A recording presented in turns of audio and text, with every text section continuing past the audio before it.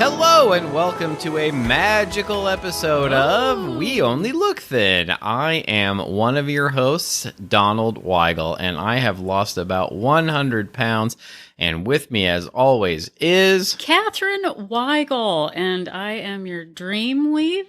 Oh, God. Why do I always mention things that I don't? I don't know. You said magical, and why I would you bring that up? Dream weaver. I don't know. It was spooky. It's Halloween time. Yeah, it's we finally entered October. A couple of weeks ago, I was sort of on the fence about how much I wanted to get into the Halloween season, and now I just want to be enrobed in pumpkin spice things. Yeah. I want to wear a jack-o'-lantern head like everywhere I go. Yeah. I'm all about like putting up decorations and just letting the season take me away. Yeah, we are literally watching basically what's the equivalent of a television screensaver right now with pumpkins and jack-o'-lanterns and spookiness. So we're all about it. Yeah, and look, I know that one of the hallmarks of a good podcast is to describe visual things that the audience can't see. Poorly. Yeah, poorly describe them. But we discovered, I think early in the pandemic, these YouTube videos where they're just they're meant to be on in the background. And ambience. A lot of ambiance videos. And a lot of them are like pleasant scenes. But right now, there's like spooky, scary ones. Maybe you should put one in the show notes. Yeah, I could link to one in the show notes. I'm voluntolding you. Yeah, no, I love it when I get homework to do while we're on the air. Yeah. You know what? When I was on the air, like we're on the air right now. Yeah. Color 5. When I was growing up, funny you asked about when I liked to do things. I did ask about that. When I was a child, I'm Catherine Weigel. I can't remember if I said that. Yeah, you did. Okay. Oh, and then I was a dream weaver. Yeah, you're reason. I don't know where. I don't know. Yeah, you're not weaving dreams. No. Yeah, that song can go straight to heck. Oh no! Yeah, I did it. Language. I said it. But I'm Catherine Weigel. We Only Look Thin, and I was about to tie myself into talking about when I liked to walk as a child. Would you like to ask me? The only I don't know, dude. Hey, dear, I'm wondering, when you were a child, were there any times that you actually wanted to walk places? You know what? Come to think of it. Yeah. No, I am still angry about all of the walking I had to do from and to school whatever. But you know when I never complained? When?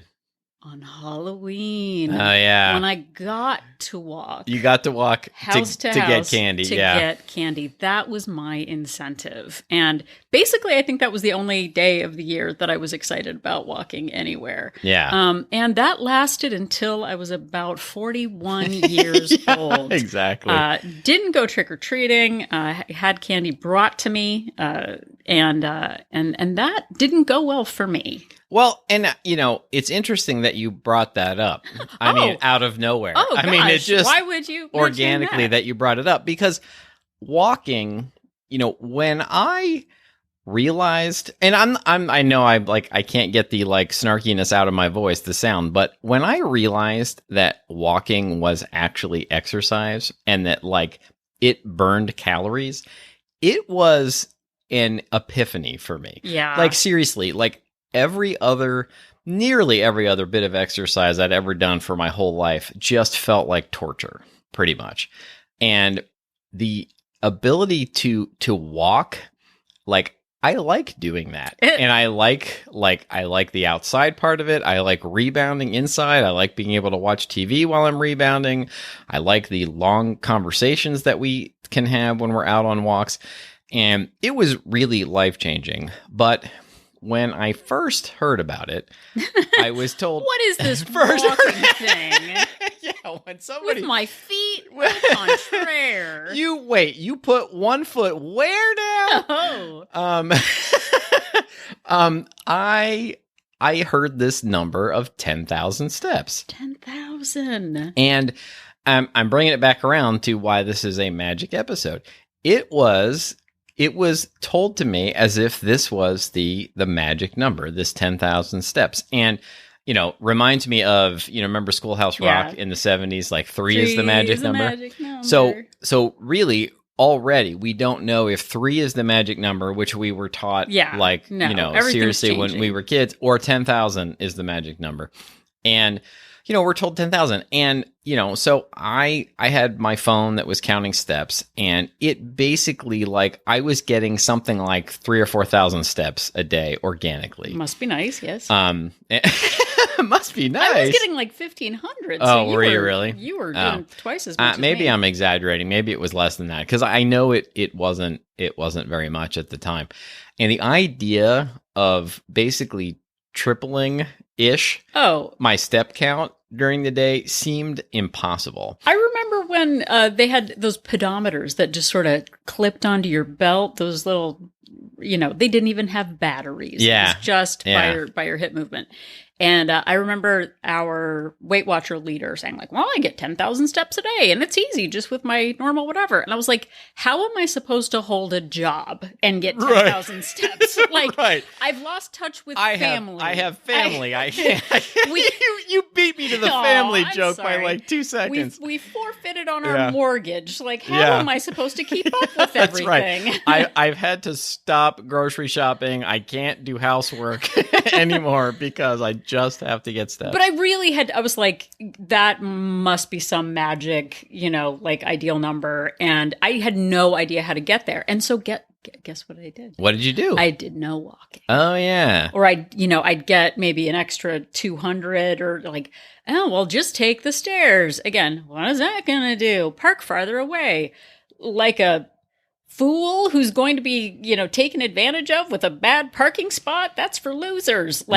So I went like I said, 4 decades of doing that. Yeah. And I thought at first that if I didn't hit 10,000, if I didn't hit that magic number, that I was a failure. Yeah. That like there was no way that somebody could be fit and healthy if they didn't hit 10,000 steps in a day. Well, and the same thing goes for the gym. It's like 30 minutes. Right. Well, what if I did 28? No health benefits to that. No one can get fit in 28 minutes. It's got to be 30. Absolutely. And so I, was discouraged for most of my life, but I eventually got to a point where realized walking was actual exercise and it actually burned calories, and was able to start where I was and then slowly increase. I could walk as much as I could walk, and I started by just adding, steps throughout my day, finding ways to add steps, parking farther away, taking the stairs, leaving your grocery cart in one place and going and getting things, putting things away one at a time. We've got multiple episodes about how to get in more steps. But once I realized that I could just incrementally add steps to my life, it made the goal seem actually possible to just increase starting from where I was. And so part of this was inspired by the fact that I came across this article, as you do when you're me, actually called "Is 10,000 Steps a Day?" Yeah, that's right.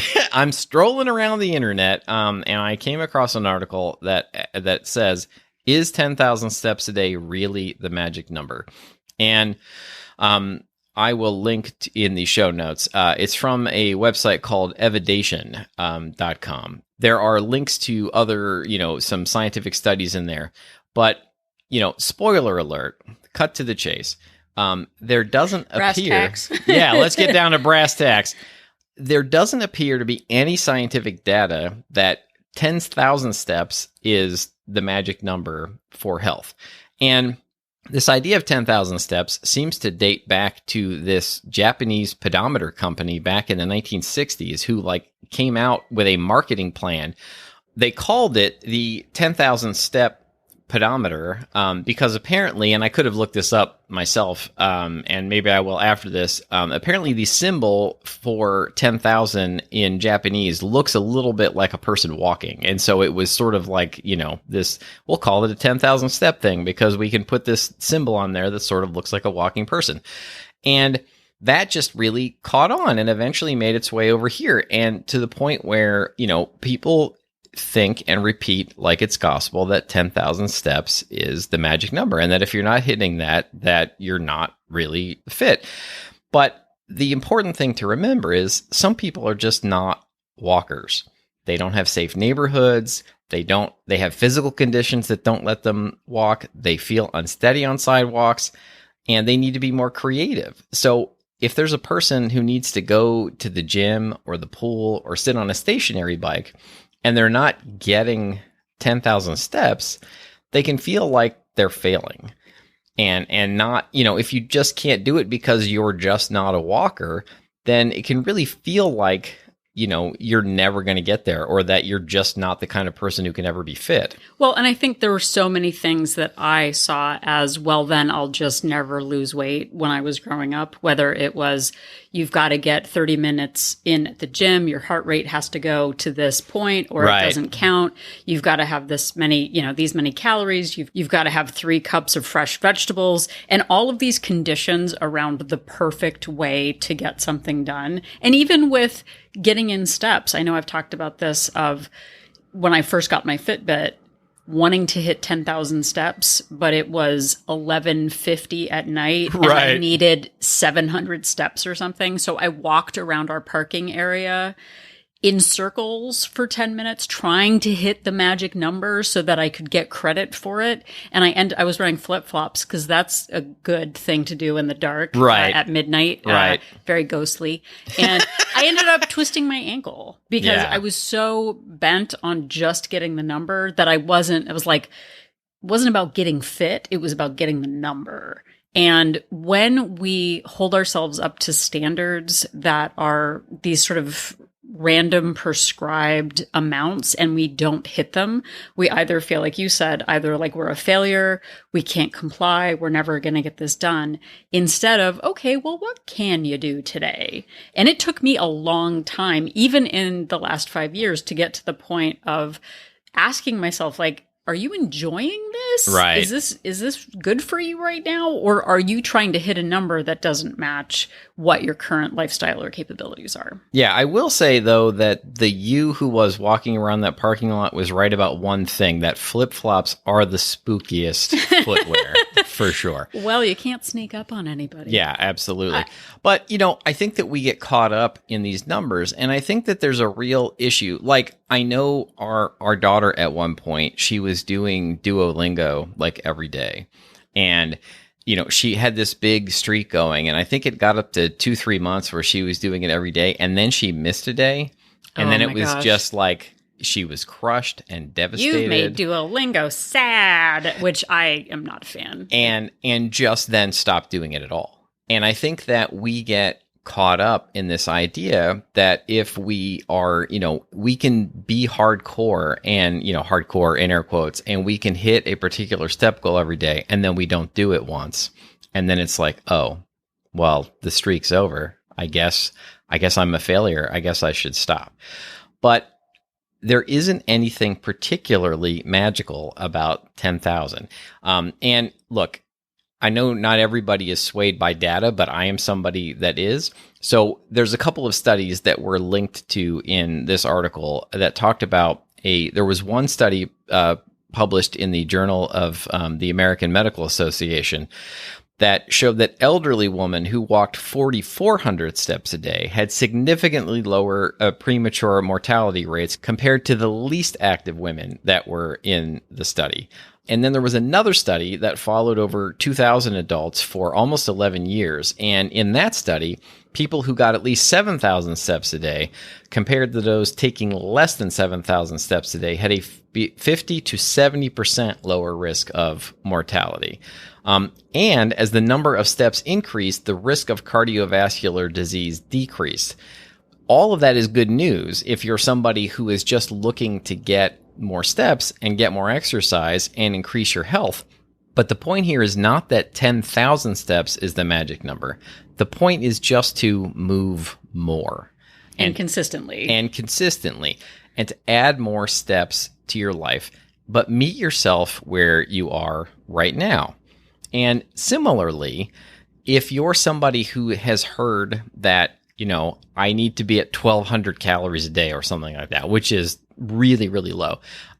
Or there's whatever number, or you go to Weight Watchers and they give you, 25 points or whatever it is. I haven't done Weight Watchers in a long time. And, that feels like punishment to you, and it feels like you're white knuckling it all the time and a struggle. Maybe you can do that for a little while, but eventually you're going to have more calories than that or more points than that.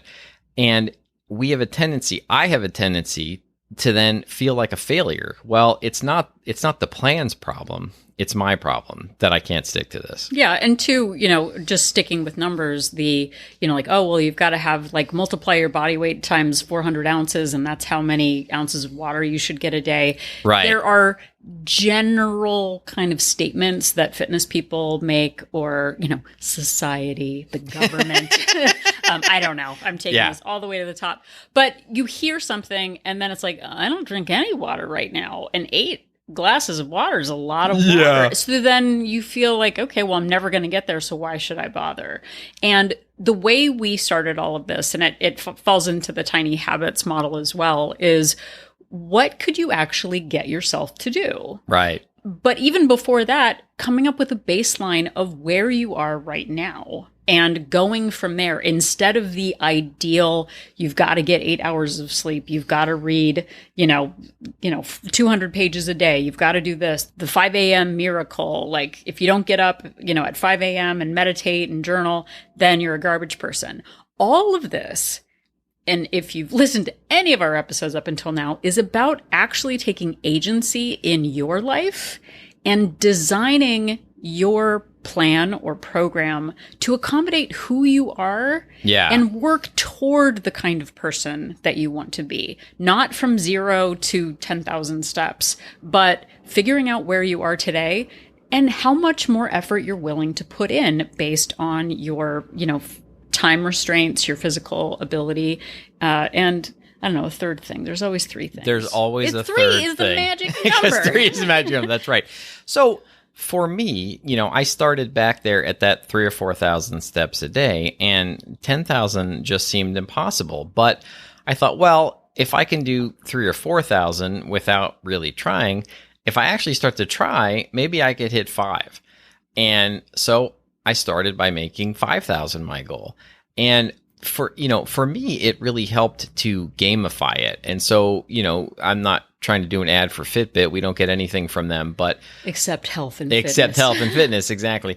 But, there are all of these challenges on the Fitbit that really motivated me. Like I was like, oh, so these other people are on here and we're all trying to get more steps than one another.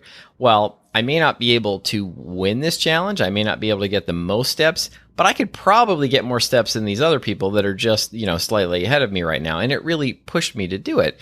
And just gamifying it for myself, like seeing like, well, if I can just add a little bit here and there, I could get that extra, 1,000, 2,000 steps to get myself to 5,000, and then actually hitting it and getting that reward of the, the watch doing all of the lighting up and beeping and buzzing and everything really was motivation for me to keep going.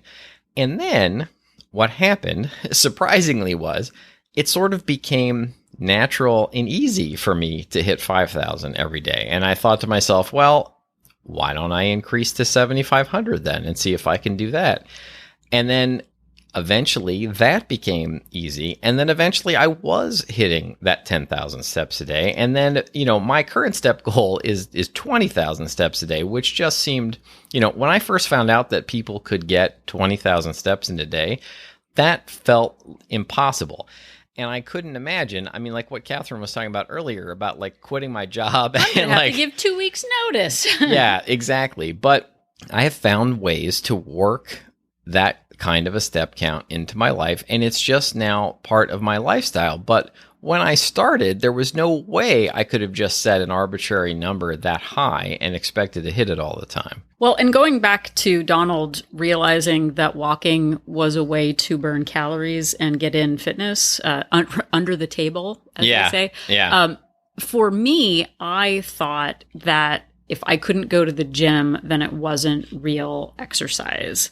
And for me, seeing people who were so far ahead of what I was doing felt daunting because I just saw like, well, this is the beginning and that's the end. Yeah. And nothing in the middle of that incremental increase that you were talking about of like, I mean, I'm not taking Weight Watcher to task because they taught me a lot of great things. Yeah, but like, for sure. Hey, why don't you start at 3,000? Hey, why don't you start with just, that parking farther away and see how you feel? And I saw it as almost like a gimmick. Like, I want to be thin.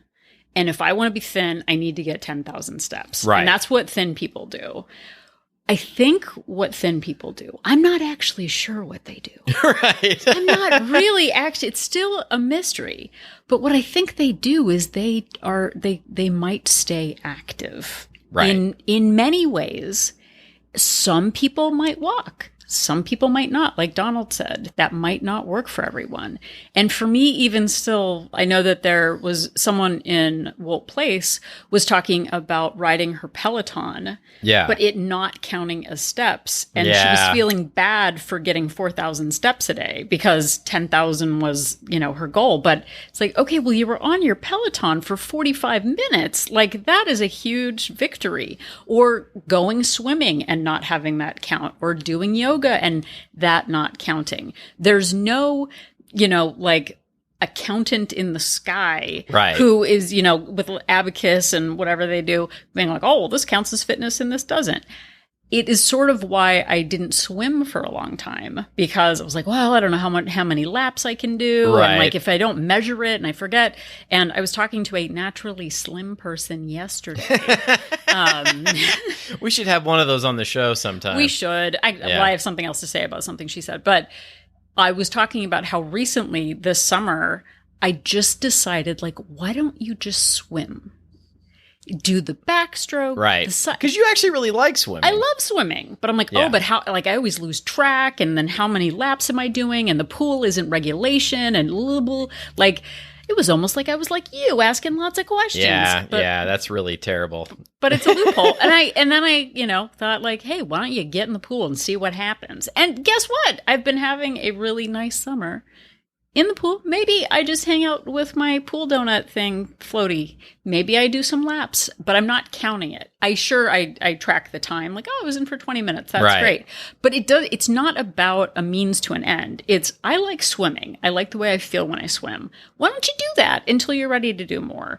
And the same is true for any kind of activity. It doesn't have to be, the precise thing that, is designated by a 30-day crunch program or, some extreme plan. It's just move more than you were before. Yeah, and we've done other episodes. I'll link to them in the show notes about NEAT, non-exercise activity thermogenesis, and that is all of the movement, all of the calories that you burn throughout the day by just moving, like, through your life.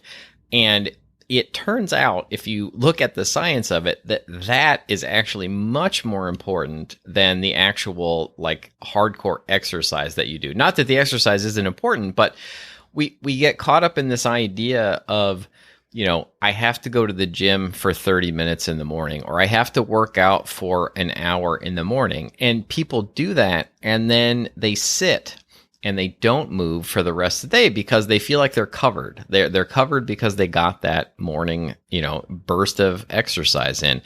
And what the science shows is that it's the people who move consistently throughout the day that actually burn the most calories and end up being the most healthy over the long term, rather than trying to put in those fits and starts. Well, and it's not like, well, I didn't get my 20 active minutes today. Meanwhile, you've taken 7,000 steps of just random chores around the house and walking to Rite Aid to buy a birthday card and all that. We actually today met up with a friend and we walked to meet up with them to get tacos. Let's call them tacos. What they were. I was wondering where you were going with that. I don't know, it was tacos. But our friend actually had lost a bunch of weight. He brought it up. We did not. But he said that he realized that since the pandemic, he was staying inside all of the time and he works from home.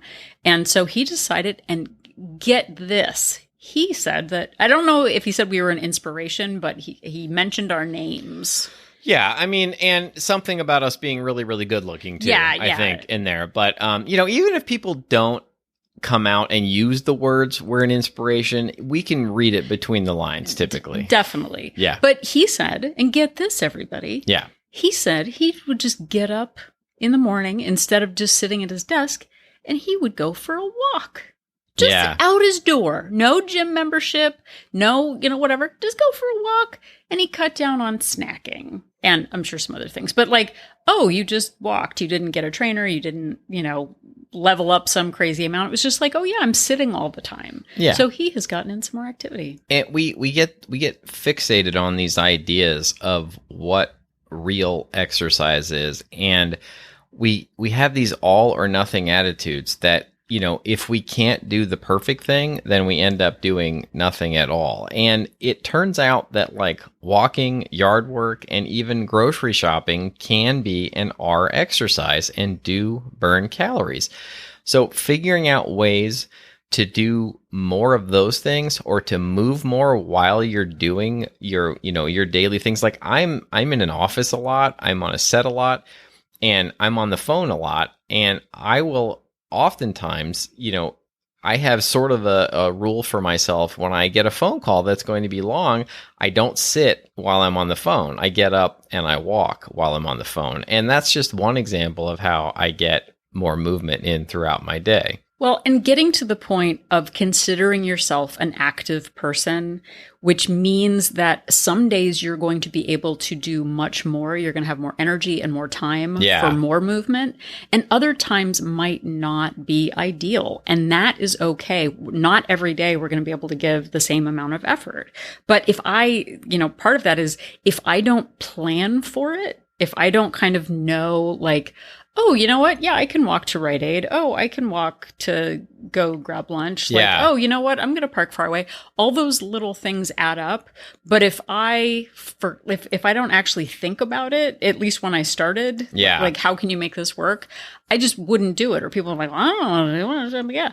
Just talk like that. I don't know. Yeah, for sure. Because for sure. But if I don't plan for it, it probably won't happen, especially recently. And this is big news that no one is going to expect from me. Oh. You know what I'm going to say, but I'm just making it sound I thought I was one of the no ones. So I said on an old episode that I would not join. I'm not a gym person. Oh, yeah. I'm not a gym person. I actually didn't know what you were going to say, but now I know what you're going to say. But I realized that I'm at home by myself most of the time. Donald works in an office. I work in our house. Being home by myself most of the time sounds like a beautiful dream to me.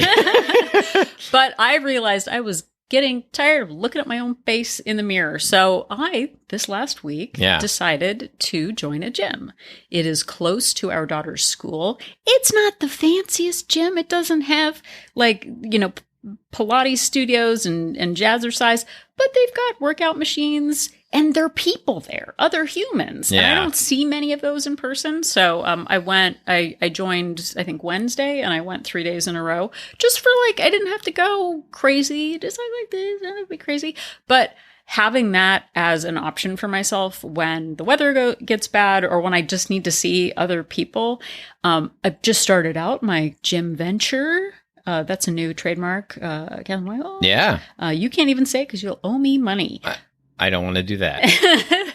But so I at one point said I would never join a gym. So what I'm saying is never say never. Like that isn't right for me right now, but maybe in the future it will be. Yeah, so, maybe for you could join a pickleball league or something. Pickleball is a thing people do. I don't. I keep hearing a lot about. I brought it up knowing virtually nothing about pickleball. I keep hearing a lot about pickleball lately, and I don't understand where this pickleball thing is all coming from. Yeah, like the new panini, the new like balsamic vinegar. Like I feel like I was in my 20s before I ever heard of balsamic vinegar, and then it was like the only vinegar that's anywhere. So to summarize the article that Donald's found, it's not about a specific number per se. You don't go through this magical force field of fitness once you hit a certain number. Yeah. This is about creating a lifestyle that includes activity that makes you feel good.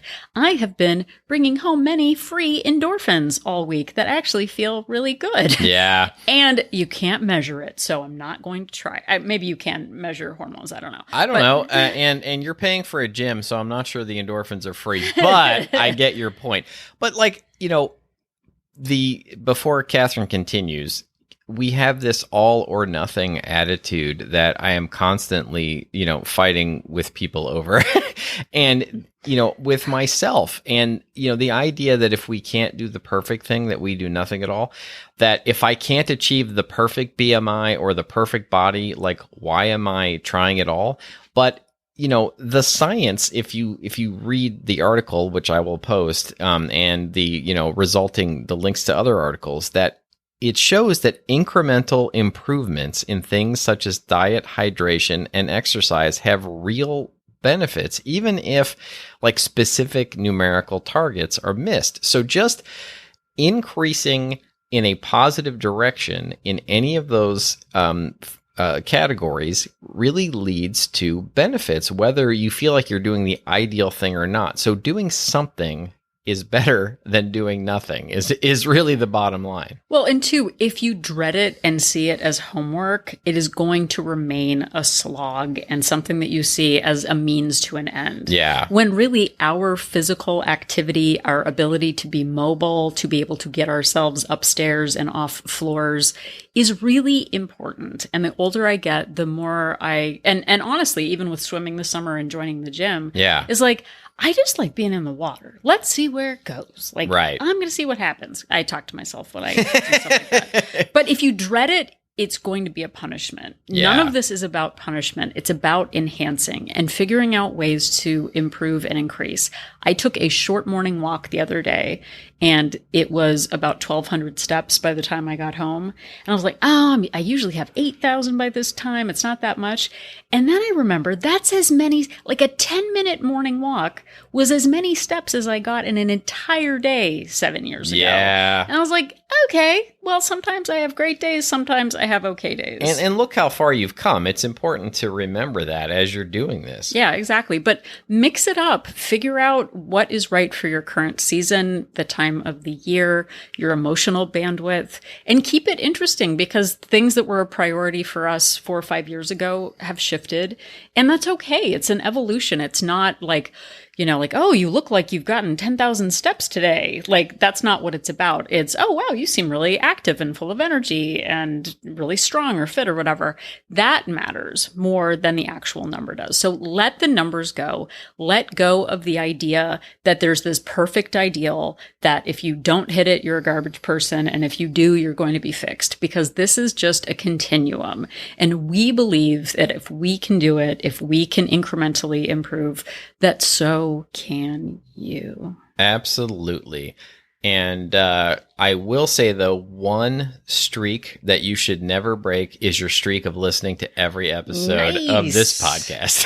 Thank you so much for being here. We are grateful to each and every one of you. It really means a lot to both of us that you have taken the time out of your day to listen to us, and we are grateful.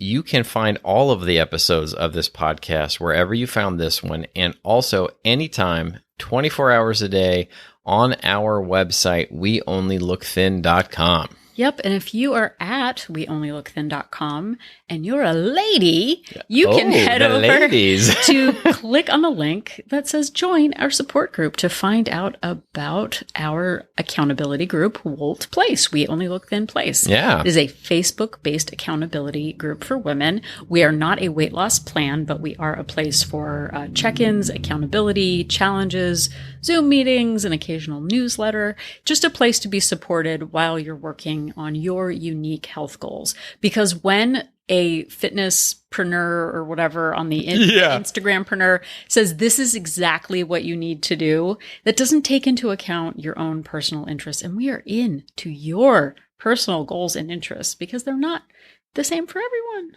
That's okay. Absolutely true. So we have 2 subscription options, a monthly subscription with a 3-day complimentary trial. Maybe that's the magic number. Yeah. The magic number is you. The magic number is you, me, and the listener. Oh, yeah. 3 is the Holy Trinity. 3 is the magic number. But then there's also a 7-day complimentary trial. So maybe 7 is the right. Lucky 7. As we've always said, 7 is the magic number. It's actually one of my favorite numbers. Yeah. But we have a 7-day complimentary trial if you sign up for a 3-month membership. Ooh, there's 3 again. Oh, yeah. See? It's prime numbers It's are really all where it's coming at. back. Yeah. But let's see what else. So find out more by linking there. Do I have anything else to say on that? No, I went off script, go so- to the website and click on join our support group, and you can find out more. Yep. And if you would like to interact with us in other ways, we are on Instagram, Facebook, and Twitter at We Only Look Thin. And we have an email address, which we do check at weonlylookthin@gmail.com. If you feel like writing us some episode suggestions, we've turned listener emails into episodes. If you've got questions, if you just want to say that we are an inspiration to you, we appreciate your emails. So reach out. Yep. And if you have a couple of extra minutes and can head over to Apple Podcast and leave us a rating and a review, that would be super duper. We are up to 546 star ratings, which is that's like bona fide. But we've gotten so many amazing reviews, and we read every single one of them, and we just so appreciate the feedback.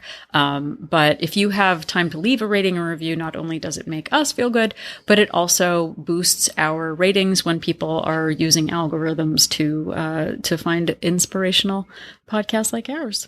I know that when I'm looking for podcasts, I use algorithms to find them for sure. And another way you could really help us out is to just tell somebody about the show. Word of mouth is one of the best ways that the show grows. If somebody hears from you and they know how awesome you are, and they hear from you that you enjoy something, they are more likely to check it out. I know I am. When my friends recommend, shows and music to me, I know I'm more likely to check it out than if, it's just sort of out there and I read about it online. Yeah. And honestly, for people on Reddit and in the Lose Weight, Eat Pizza group on Facebook, and the Facebook groups for My Favorite Murder, which isn't about good murder. It's about bad murder.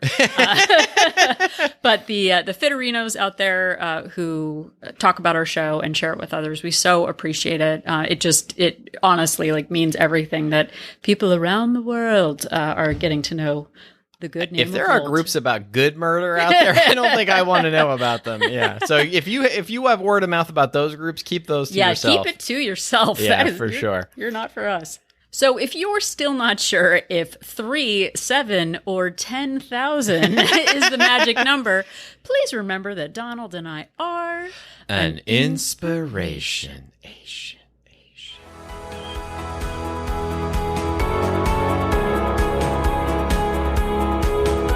The information that you hear on this podcast is for informational purposes only. The hosts are not medical professionals. You should always consult with your doctor, nurse, or other certified health professional before beginning any diet or fitness program.